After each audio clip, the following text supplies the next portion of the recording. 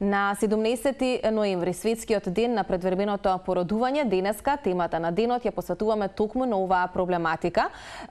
Убаво е што можеме да споделиме и позитивни статистики последниве неколку години за намалената смртност кај предвреме родените бебиња, меѓутоа за сето ова многу подетално и за одбележувањето се разбира на предстојниот 17 ноември ќе зборуваме со примариус доктор Елизабета Петковска. Добро утро. И Тања Трајковска, која што е сестра од клиниката за гинекологија и кошерство во нашата земја. Добро утро. И ви посакувам убав почеток на овој нов работен ден. Бројни обврски, бројни предизвици, верувам за вас, со оглед на тоа што наскоро следува и одбележувањето на овој 17 ноември. Прво да споменаме, еве може доктор Елизабета со вас да започнеме, што значи предвременото породување и зошто се смета за ризично? Што е она што го одвојува или прави поразлично од нормалното? Предвременото раѓање пред комплетирана 37-ма гестацијска недела, значи бидејќи терминското раѓање, односно раѓање на зрело матурно новороденче се одвива помеѓу 37-ма и 42-ра гестацијска недела. Вообичаено велиме бременоста нормално трае 40 недели или 10 лунарни месеци, 9 календарски. Се што е родено под 37 гестацијска недела, значи со помала возраст и се што е уште помало, понезрело е повулнерабилно, затоа што сите органи, а најмногу мозогот и белите дробови се неразвиени. Со самото раѓање овие новороденчиња имаат потешка адаптација заради незрелоста, а и потенцира коморбидитет, односно тоа се пратечки болести заради незрелоста на сите органи и системи, па заради тоа овие дечиња имаат потреба од специјален или интензивен третман. Затоа се и поризични. И да доктор, односно Тања ќе ни сподели во поглед на негата, нели ќе се соочите со некој прематурче и што понатака подразбира негата која што доаѓа од ваша страна? Негата претежно е сестринска грижа. Севкупната нега, негата на очињата, на устата, капањето на бебето ако тоа дозволува, исхраната, начините на исхрана, планирање на исхраната, дали тоа ќе биде со сонда, дали веќе можеме да преминеме на цуцличка, на шишенце, па и кенгурирање од наша страна, значи децата на кои што им дозволува, бидејќи се разделени од мајките, дел од нас ги земаат во преградка, тогаш кога дозволува состојбата, за да не се чувствуваат осамени, за да може да се потенцира на нивен оптимален раст и развој.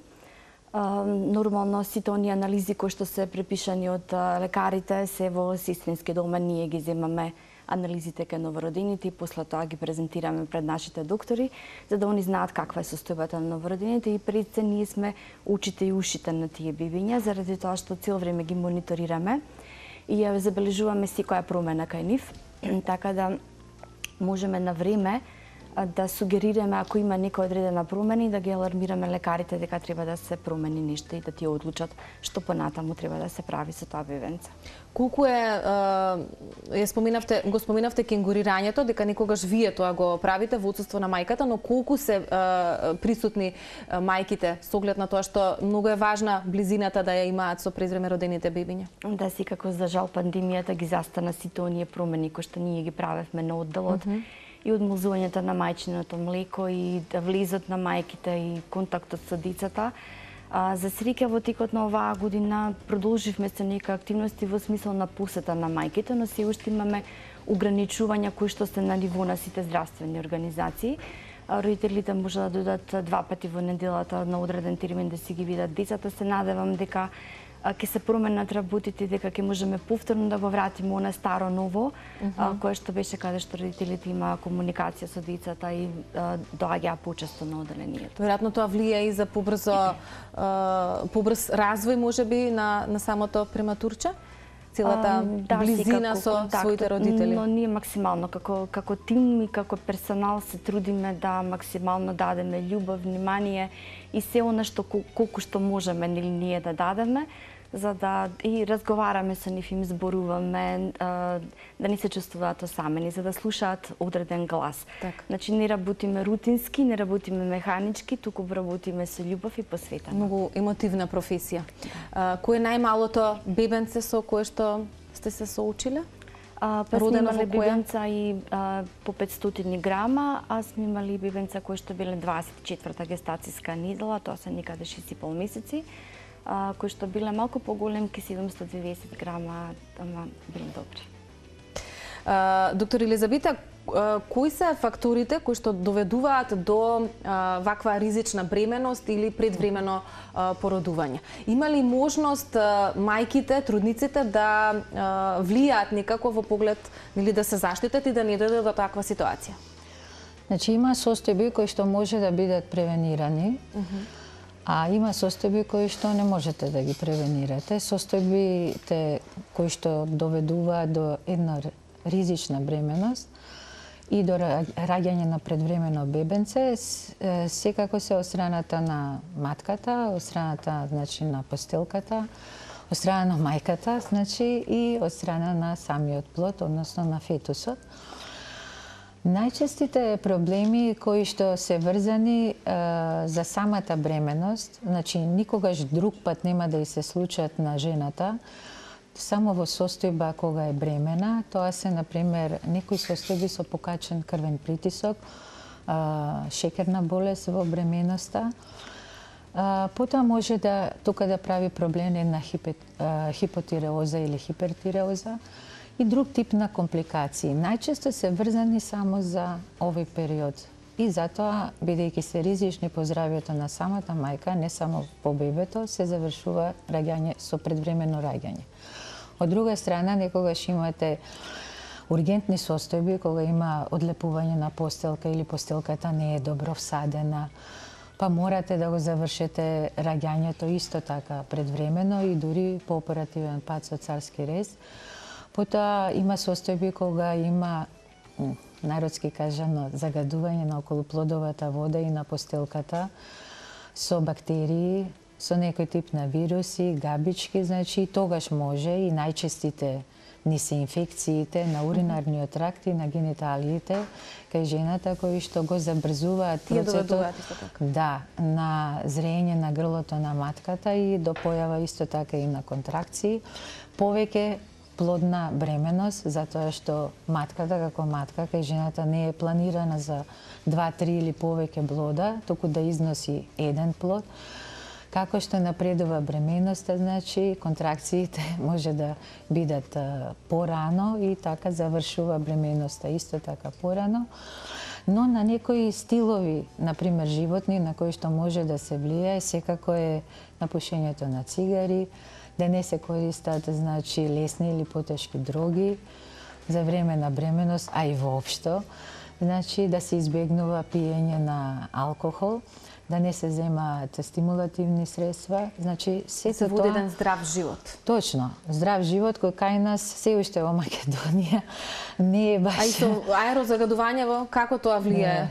И тоа влијае, значи поготово кај некои кои веќе имаат предилекција за некои белодробни заболувања или пак имаат алергиска основа, секако се поизложени на сето тоа. Значи, но некаде од 45 до 50% не можете да го предвидите предвременото раѓање, така што многу пати ќе слушнете во своите стории што ги кажуваат родителите, односно мајките кои имаат предвремено родени бебенца, дека па знаете, јас имав уредна бременност и тоа туку така еве се случи.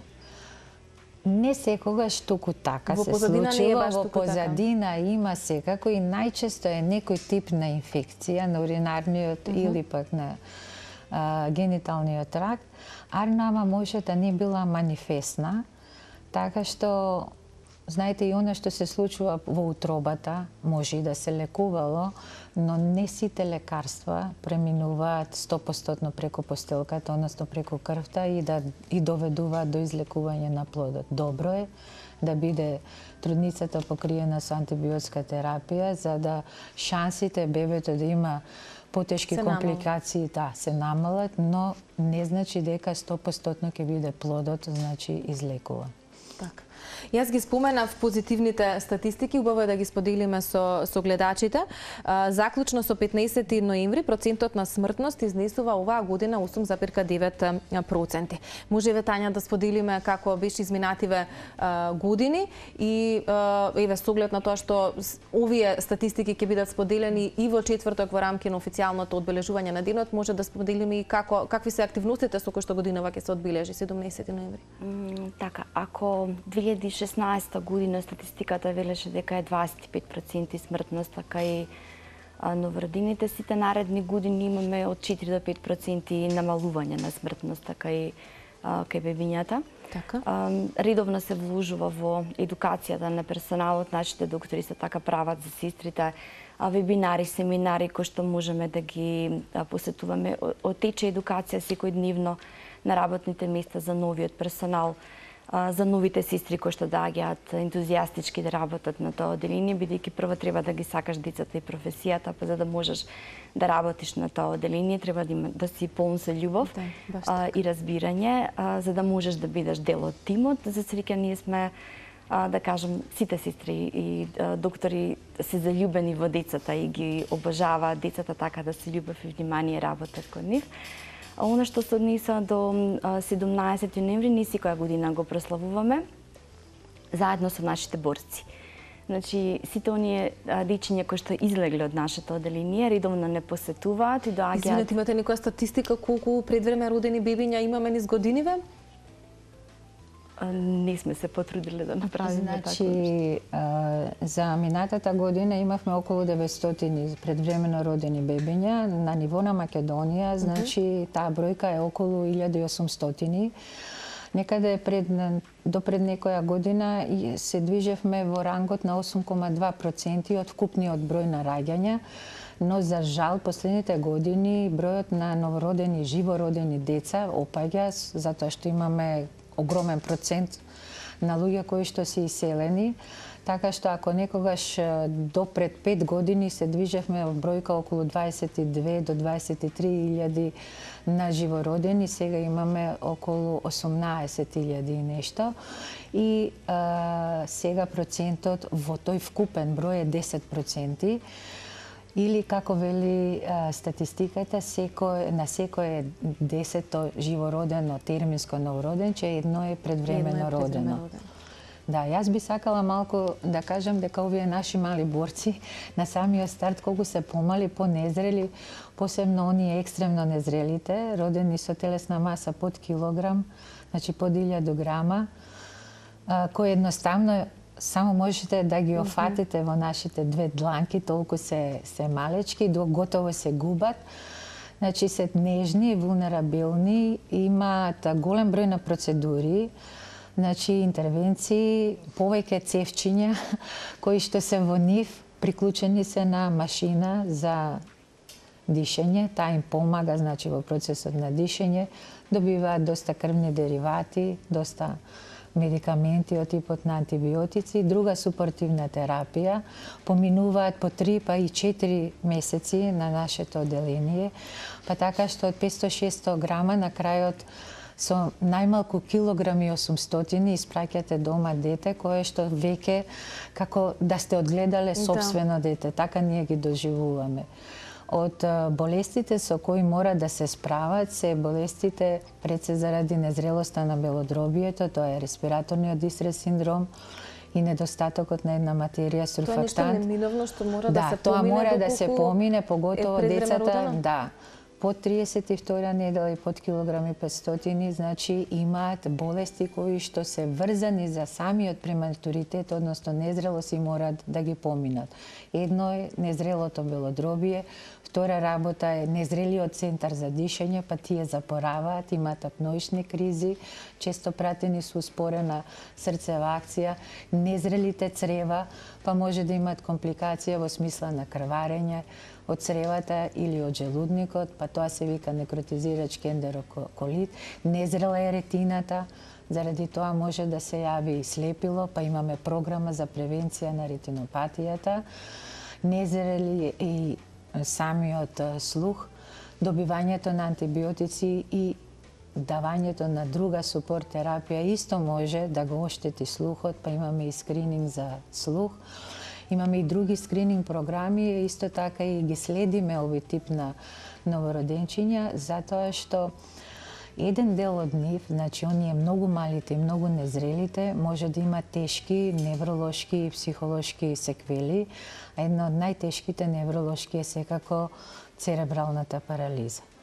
Дел од нив ќе имаат полесни, значи, но некој процент од се уште многу незрелите во 15, 20, па дури некои има студии кои покажуваат кај дечињата оние екстремно мали, под 800 грама, дека ќе имаат некаков тип на церебрална парализа.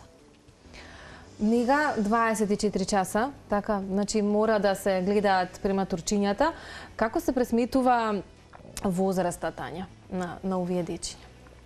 Роденденот на секој бебенце е роден ден. Тогаш кога се родило? Да, но пред време родените бебиња ни велиме коригирана гестацијска возраст, затоа што секој ден им го броиме од неделата, например, ако е родено во 32, наредниот ден му е 32 и еден ден.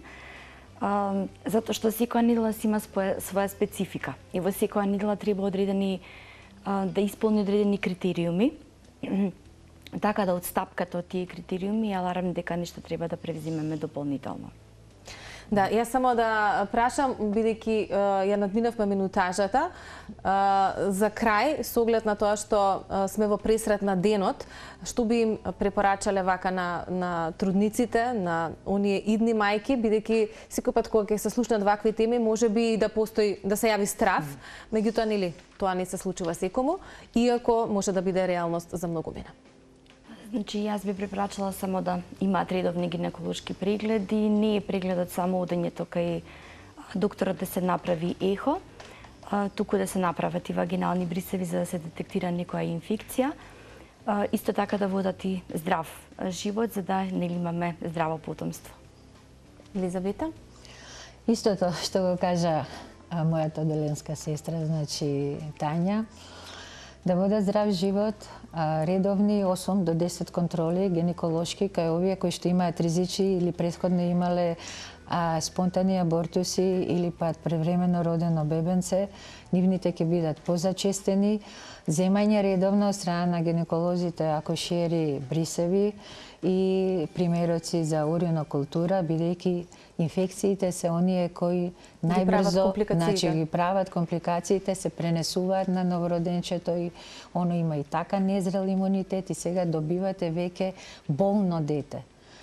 Кажав со кои други болести е обременето и кои мора да ги помине, има доста и други, меѓу другото може да се искомплицира и со едно кранијално крварење или крварење во мозочето и како што ви кажа исто Тања, секоја недела очекувате нешто кое што треба да го надмине, оти е така по физиологија. Од кога веќе ќе ја постигнат зрелоста, тогаш сме малце поспокојни и што велиме можеме и ние да земеме здефиони, па има полека откажување од машина, па има полека откажување од зависност од кислород, па подобро јадиме, па почнуваме да цицаме и се надеваме дека брзо ќе укинат забраната за посета од нашето оделение, бидејќи овогодишното мото е кенгурирање на новороденчето.